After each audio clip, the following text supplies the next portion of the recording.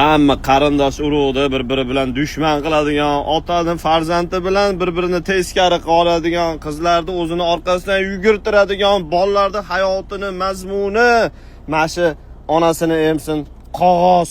Eng alam qiladigan joyi akalar, umrimizni sarflaymiz shu narsaga, stressga, depressiyaga botib, musofirga ketib, ota-onalarimiz bilan yillab ko'rishmasdan shu narsani orqasidan akalar onasini emsin. Kir video uchun qilib meni kechir, skochlar qilaylayman seni, meni kechir. Erkak kishi shunaqa mard bo'ladi akalar, pulni quli bo'lmaydi. Mana to'g'rimda ayol kishi traha deyapti, yoqimli ishtaha holi. Nodir boy 24 soat telefonda siz nima qilyapsiz? Yuk ko'ryapman aka. Qanaqa yuk ko'ryapsiz? Tushunmadim. Shu programma bor-da. Programma nima programma? Numeo degan. Nima deysizmi? Numeo. Numeo.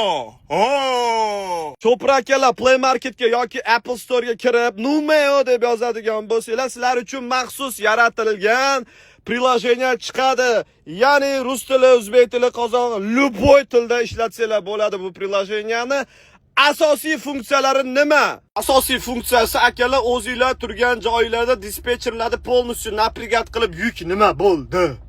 Yuk nima bo'ldi demasdan, o'zingizlar yuklarda narx-navolarini turgan joylarda qatga bormoqchi bo'lsanglar, nech pul, qanaqa absolyutni yukka tegishli bo'lgan hamma narsalarni ko'rsanglar bo'ladi. Sizlarga ma'qul kelgan yuklar bo'ladigan bo'lsa, dispetcheringlarga jo'natasizlar, dispetcheringlar brokerlar bilan bog'lanishadi. Eng qiziq joyi bu polni ko'cha bilan ishlardi bu приложение. Endi esa Amazonda ham qo'shib qo'yishdi. Endi ves Amazonda bozorini kuzatib, nech puldan qanaqa yuklar yuribdi ko'rsanglar bo'ladi.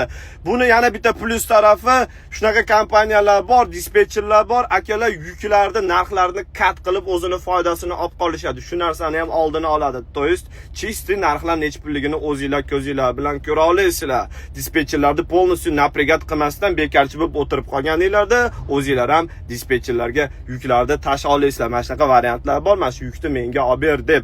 Amazonda qo'shish funksiyasi $15-20 atrofida akalar, lekin ko'cha yuklarni ko'rish absolyutna bepul. Voy, yomon reklamani tiqib ketdimi? Boshida pulni yirtib aldadi. Eng qizig'i bu pul emas, bu kartonka.